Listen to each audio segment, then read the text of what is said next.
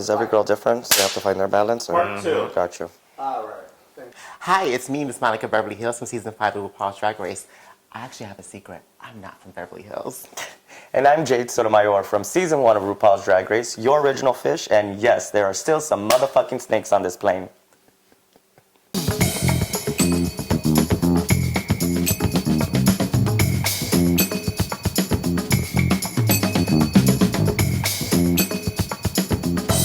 And we came up with the name Monica Beverly at first. And then the reason why we came with Monica Beverly is because, first of all, it's 2 first names, so it really throws you off. And it sounds like, you know, Monica Beverly. Like, I want to know her. She sounds interesting. At first, my first drag name was Diamond. But that was too much on the ratchet side. So we had to clean it up.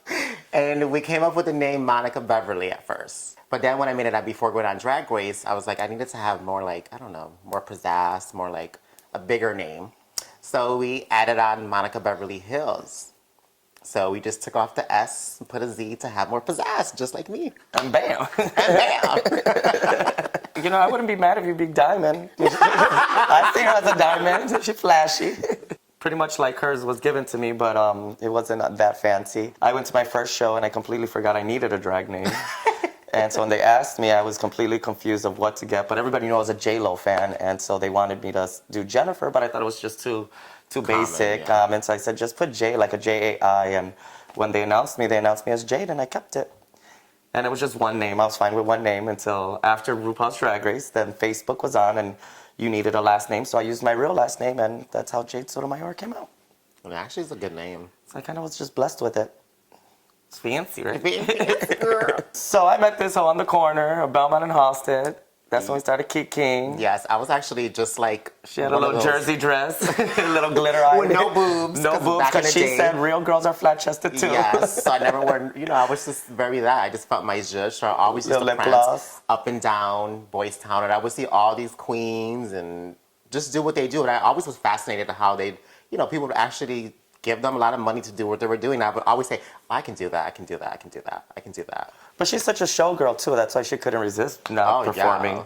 I mean, that's what she said. What's your thing, you know? Drag is what you do. Trans is who I am. So, she's always been that way. So, believe it or not, this is the trans girl. No way, I thought you were. She's the only girl in the race. Not anymore. There's a bunch of hoes in the race now, honey, okay? Well, you were, Peppermint, right? Because she's the last. I always say this. Because the other Sonique girls was the transitioned first. after. Carmen was after that. Jiggly was, and then it became me. I like to give the girl the props that were. I did it in front of the whole entire world. They did it behind the scenes. But to me, once you do it, you do it. Give you your props. It takes a lot to do what we do. It's not easy to make the decision overnight. But well, for me, it was. But you and Peppermint were the ones that were open being trans on the race while competing. Mm-hmm. And you were the first. Yes, she was the second. Could we get that right? You just want to clarify Please, that. finally. Thank you. Well, I mean, original, it's so important to me because, I was there. I was one of the pioneers. I started this for the other girls. And to have these hashtags are kind of a memory and a staple for who I am as a performer. I mean, And you've earned it, Miss Thing. I'll tell you that. I mean, I popped the first split on RuPaul's Drag Race, You were the first dancing queen. I was the first and only one to get sent home with, where drag was still a contact sport. The original. I know that's right. They didn't make that rule while I was there, but no, I had a great time, and being able to open the doors and see so many of my sisters that I've seen start in the beginning and hustle and be on there and enjoy the fruits of the labor. It's amazing. It's awesome to see how big the show is. DragCon is amazing to see all those people come in there, and that's one place because drag queens are super shady. When you go to DragCon, that energy is all love. You have so many types of different drags, from very polished to brand new, but it's just so much love. No, it's still super shady. I don't think it's shady at all. The reason why I say sometimes it's shady, because half of these queens I see on Facebook and I see on Twitter and everything be going ham on each other and talk so much stuff about each other and the fans and all this other stuff. That's true. And then when you see them in person, it's, oh, girl, it's a Hollywood kiss. But there, it's nice. I keep it cute. I like it. But I don't like it. Later, Don't keep it cute. Stay out of my face. You don't like me. I don't like you. And let's be cordial. But I'm not the one to be like, that's not my thing. Sorry. How I got into drag, literally, like I said, I saw them perform a lot. It wasn't until I went to a club called Rancho Luna with my good Julie Lila at that time before she transitioned. And I saw this trans performer called Jasmine International. And she's a trans woman, came out. And I remember the curtain opened. And instantly, when you see something or something you're infatuated with and awe, and the lights are like gleaming in your head, she came out and she was doing Beyonce. And I just remember saying to myself, oh my God, that's exactly what You love I want that girl. to be. I want to be her. Like, that's everything that makes sense to me. Okay, that's not a drag queen. That's exactly what I want to be and do what she's doing. And then it went up from there. I started going to more clubs and more clubs, and I met a promoter named Latin Soul. And he gave me my first start in Deuce nightclub. I was 16 going on 17, and I blew up. I had my own spots for a little while, and then that's when her and I started meeting, clicking, because she started performing over there too. Well, at first we didn't kind of like each other because it was a very she was the diva in her place, I was the diva in my place, but I think what made her really like me was that I knew that there was something going on, and I sat her down and said, "You come here, let's talk." Yes, and we hashed it out. Secondly, there was another thing where Jay came to a birthday party of mine that I threw for my good Julie Lila, and somebody had stole money out of the bag, and this person right here, that's instantly I fell in love with her, had our back. Literally, remember that? It was like 3 hours of chaos, of fighting, chasing this person for money, and the whole entire time, this good Judy right here was there fighting with us and my family the whole entire time in this situation. I said instantly from that second time, meeting and hanging out with her, I'm like, you know what, she's just too down. And then, of course, I met her mother, and who doesn't love Miss Naomi? And we all love her to death. Mama Jade. Your sister and everything. It was instantly we clicked. Our families are a lot alike, and we grew up in the same similar upbringing. We're both in dance groups, and we lived that past life, So it's just like instantly we clicked, and 19 years later we're here. Yeah, and all our friends always, they supported us, they loved us, and so that's why we had a pretty good following. Yeah. So I think it wasn't until Mambo's that we finally had our own place, and it became the largest 18 and over gay club. Mm-hmm. It was like in Boy Magazine and everything. We were everywhere. We were like on top of it. So it was awesome to be able to share that with her, like starting from the beginning to doing all that, and from there we thought we were on top, and then comes RuPaul's Drag Race. Yeah. She called me, I got on, and then she's on. It's like I love to be able to share all this with her. I've shared so many great memories with this one. Mm-hmm. What's your favorite thing to eat at Humboldt Park? I'm not even gonna lie, I like the food trucks. The food trucks, yes. And I love to eat. I don't know if you know what morcilla is. I love morcilla with the bread. It's the blood sausage, and right? The cuchi frito. I go crazy about that. That's and I love all the frituras, all the fried food, like, the potatoes with the meat, the plantains, all that. That's the first thing I go for is the When the empanadas too, obviously. Yeah. I love me some empanadas. Well, I can't say the other one. The relleno de papa, alcapurria.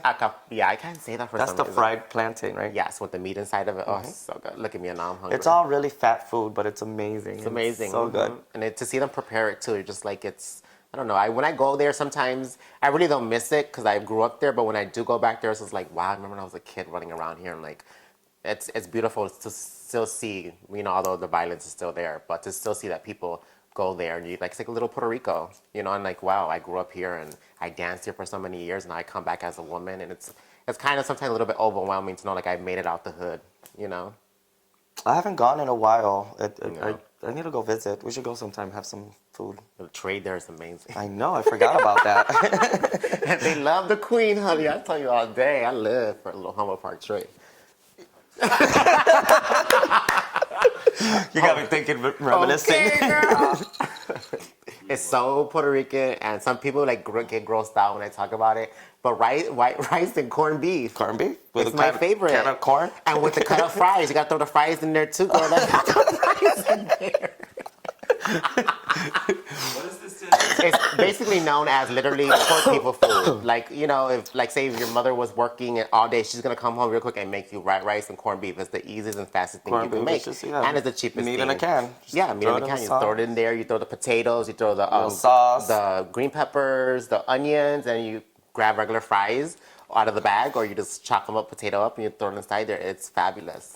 I do more the potato. I haven't done the fries. Like you do fries, like fries from a bag. I love fries. I do that with eggs and ketchup. Vary that too. That's our breakfast. That's for breakfast the next morning. That's the ghetto eggs Benedict. That's if you stay over. You get that. That's the ghetto eggs Benedict, girl. Okay, with the ketchup and the hot sauce. I bought a fryer one time, but it was like too small. Like, I don't know. Like, I bought it at CVS. I bought this like deep fryer, but like I put the oil and it only would like cook 2 or 3 empanadas at a time instead of like a pan that I have like 6. So. Flashbacks. Because let me tell you, when we lived together, she would go out. I would stay home, right? She would come 4 o'clock in the morning, 4 or 5 o'clock in the morning, crawl through the window. Talking about, girl, you hungry? I'm gonna make empanadas. She's making empanadas, rice, beans. The kitchen's going up in flames. Girl, she's over here serving. I'm like, this girl is a trip. Yeah, because we used to live in a basement garden apartment. But we would leave. And like, I would always open. lose my keys, so I would leave the window open and I'd just come in and crawl. I remember Jade Jolie when she came and she didn't want to hang out no more. And I was like, okay, I'll get your taxi. Go. Just slide the window, climb through, you'll be inside the house. I used to be pissed when I had to go through the window, my big ass, going through the small ass window. But then we got smart and we put the sofa there so you could just dive right in.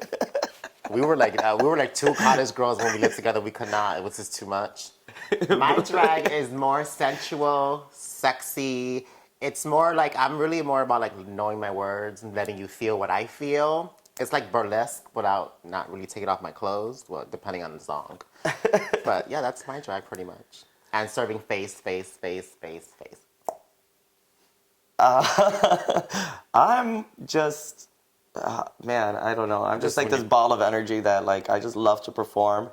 And especially when I feel the energy from the crowd, I just like, oh my God, it's like such a high that I just go crazy. I just perform. I'm a dancer, and sometimes I have to forget and like really get involved with me being a persona and be the person that I'm trying to impersonate, because I get so involved with the music and I'm just like, dancing. But I would just say that a high energy performer. This is so embarrassing to say. People are gonna be like, I am an emotional eater. I hide food literally in my closet. I hide it, no shades, underneath my bed. I hide hot chips in my purse. Yep. And I still, to this day, although I have my own place, okay, I sleep with my purse next to me.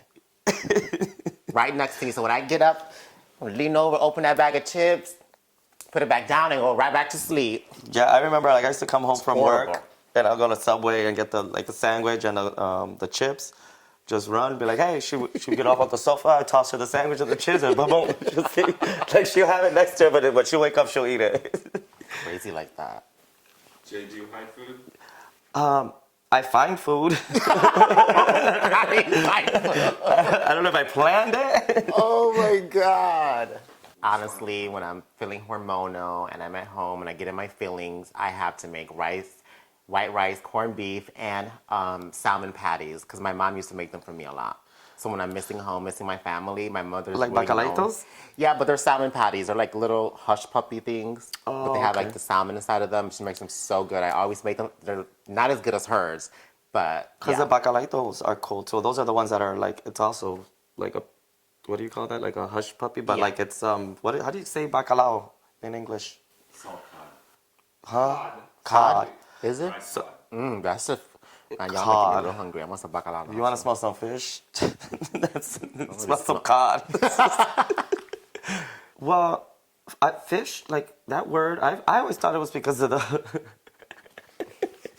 the way a woman smelled. No, I knew what fish was since birth, honey, because I am fish. What do you mean? I like the word, but I found myself, now that I am, a woman every single day of my life, using it around genetic women. It can either be a good thing and a bad thing. Because, like with me, I kick you all day. Girl, you are so fish. I did that to a woman at Mary's. And I'm like, oh, you, because her scarf was fabulous. And for me, if anything's fabulous, I'm like, oh, that is just so fish. Fish. She looked at me with the most craziest look. I was like, okay. Well, Drag Race has been on for fucking 10 years. You know what the fuck fish means, girl? Like, yeah. Well, I feel like a lot, like we've gotten used to certain words, and like it's been changing of how people feel about different words. But I've always felt that a lot of these words were like terms of endearment. You know what I mean? Mm-hmm. Like when the word, which now is not used much or shouldn't be used, tranny. When you called me a tranny back in the day, that was the highest compliment you could ever give me, because that's like calling me a work in progress to becoming a woman. Like I'm not just a little Latin boy in drag. Like I'm almost a woman, man. You just got me tranny? Yes, I live for that. But it changes, and you just have to respect with people who feel certain ways. It's it just never, none of those words. We grew up so like thick-skinned, like we had to, like we would always read each other, so nothing nowadays, ever. people are very, I like to call it term sensitive. Mm-hmm. There are so many terms out in this world, like so I get thrown off, and it's like, okay, I'm just learning now all these different terms. It just took me almost 5 years of my transition to know what really transgender really is. You know what I'm saying? It's you have to be, like I would say when my mom was younger, watch your mouth nowadays more than what you had to back in the day. Like I used to throw away the term all day. I used to call myself a tranny until I physically started living like this, and I know what it means. I know what the feeling is to be called one, and it's not really an okay thing. But I think fish is. It's okay for me. Please don't take fish away. Right? But fish for other people is not really a good thing. You just have to be term sensitive, I think. And learn when to use it around certain people. I worked with Miss Kitty, who she passed away. A kitty girl before she passed away. Yeah, she was pretty much like the Don. She's the first one who gave me my first hormone shot. She was like the godfather of all the drags in Chicago. And she used to run her shows in the South Side and here in Circuit. La Cueva.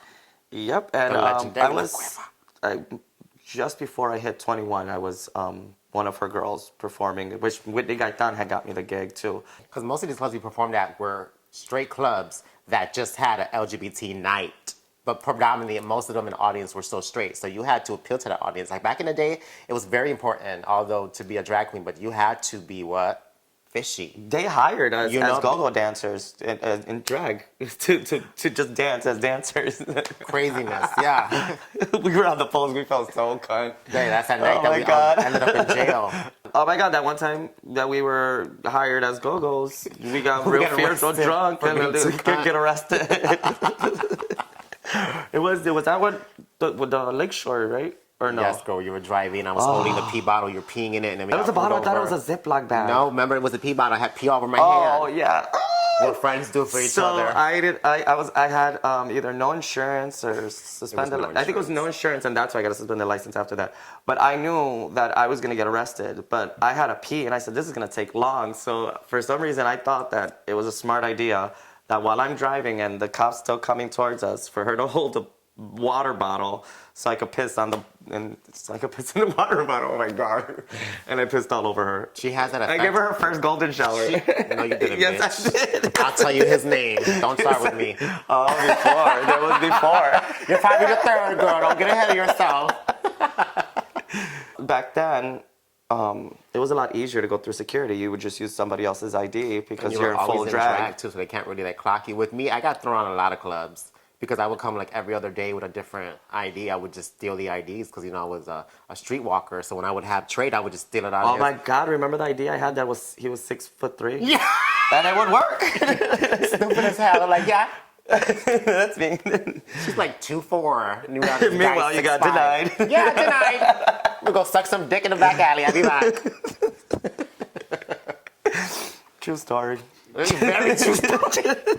That's when Belmont was the tea, honey. Not no more. Oh my God. I'm honestly sometimes don't even feel safe being in Boys Town for two reasons. I was an ex-street walker on there, and second, the girls that walk around there now and the guys that walk around with their so-called tricks, they're robbing, stabbing. It's became to me not a really safe environment at all to be around, especially if you're trans and you're beautiful and you're passable. I mean, them girls out there are vicious. They know me, of course. They're like, hey girl, hey girl, hey girl.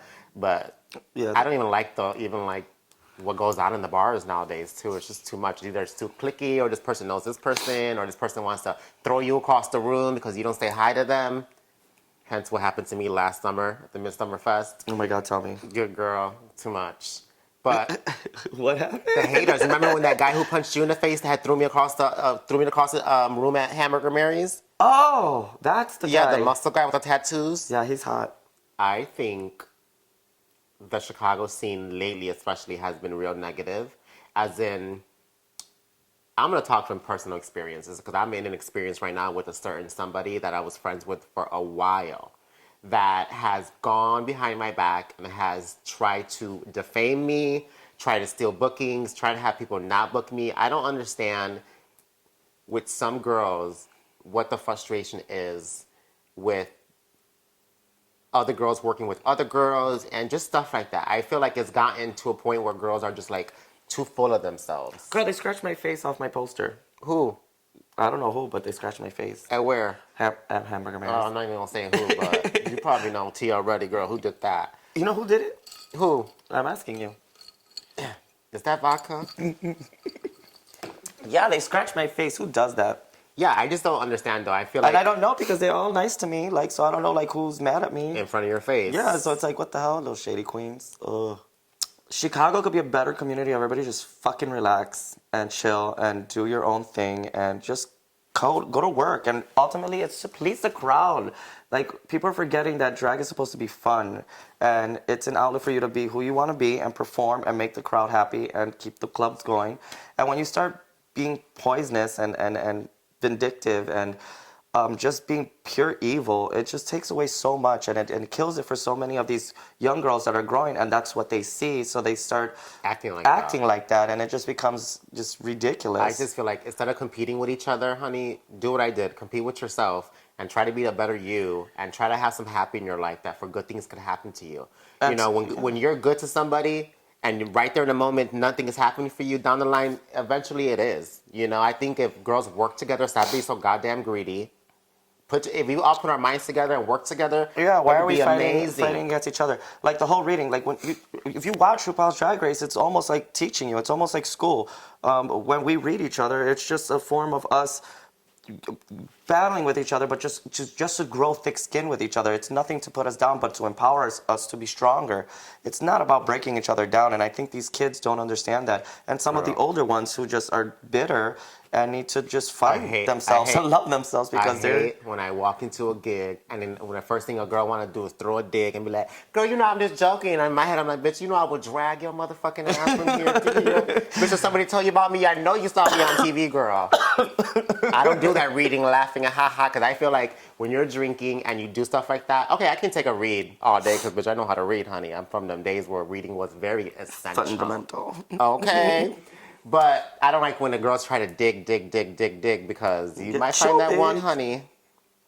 What I feel about Monica, oh my God. Put your drink down. Monica, Girl, I love you. No, honestly, what I feel about Monica is that she embodies somebody who knows me inside out. You know, she's a person who's been there throughout most of my life, and someone I can count on, someone I can look forward to being there in anything that I need. We can take our time apart. We can argue, and that's what many queens don't understand, that no matter if me and Monica argue or whatever, there's no shade. We had an argument. We're real sisters, and we fight. We'll pull each other's hair. We'll whatever the hell it is.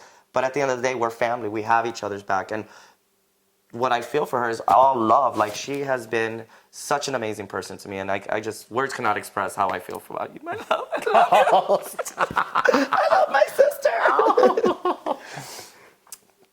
What are you gonna tell me you love me? Jade's great. No, honestly, we've had our moments, because let's keep it real. We've had our moments where we fight and we don't talk and I hate you and you know how it goes. But I'll tell you about one thing though.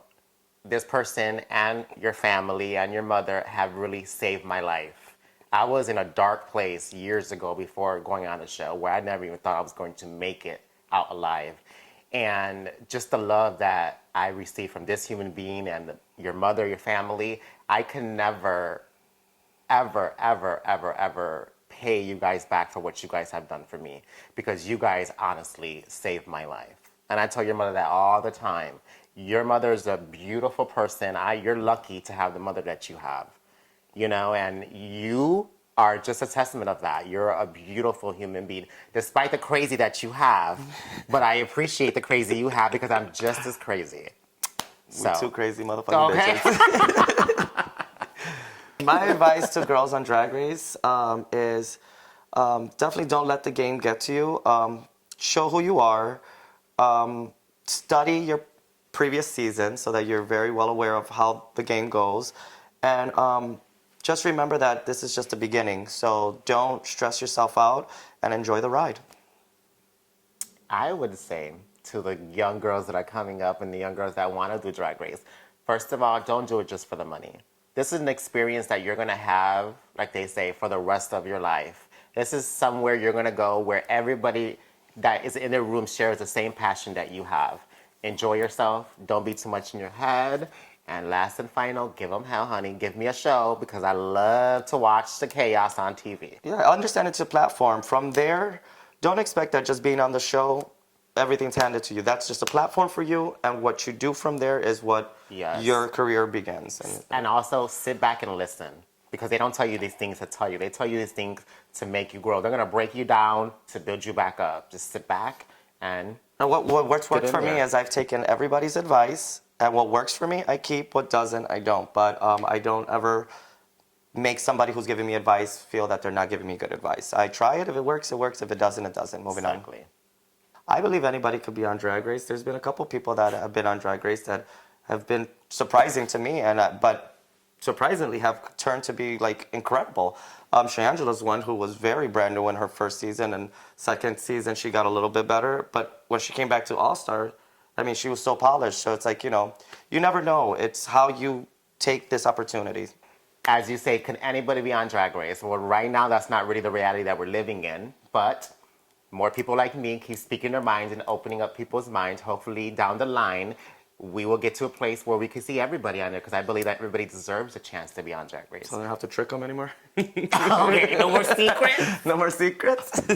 Well, there's one. And this is there's reality one where trans people friend think that it's a joke, but it's really, I've heard a lot of stuff like that. I can show you my inbox. I get emails, so many from trans babies that are Yeah. coming up and don't want to do this, don't want to do that because they want to get on Drag Race. That should not stop anybody And from there's trying so to many achieve their trans dreams. that like if the fear is that they already have a body augmentation to resemble a woman, that's nothing. That's just that's just one thing out of drag. There's so many trans, and one is Aurora Sexton. She is an amazing drag queen. It has nothing to do with her breasts or her body or her hair, nothing. It's the way that she performs. It's her costumes, her I think dedication about into Drag the Race, art. and the first name that comes to mind, I'm not gonna lie to you, is Aurora Sexton would slay that competition. She would slay it. And there's so many other girls. I'm telling you, trans girls that respect the art of drag. They're showgirls, and I think that's what it should be based on. That paved the way for people like myself to do what I love to do and feel confident to be the person that I am. So Well, I mean, it happens. I mean, when I went on Drag Race, I was just doing drag,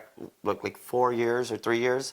And I was against Chanel, who had been a showgirl in Vegas for like 10 more years than I in have my been. season- And her costumes were like insane. And I just had like literally, for when I went on Drag Race, like I didn't have any money. Like I went to the second hand and bought as many things that I can because in my season, they didn't tell us what it was. They said, just bring all your drag. Honey, And so I didn't have not even money to pay my rent. I was behind on rent. Thanks God that I had great, beautiful friends like Nesta Photography and Randall Hill. Randall Hill made me 20 costumes in a matter of literally 1 week. Nestor bought me so many wigs, so much jewelry, so everything was given to me.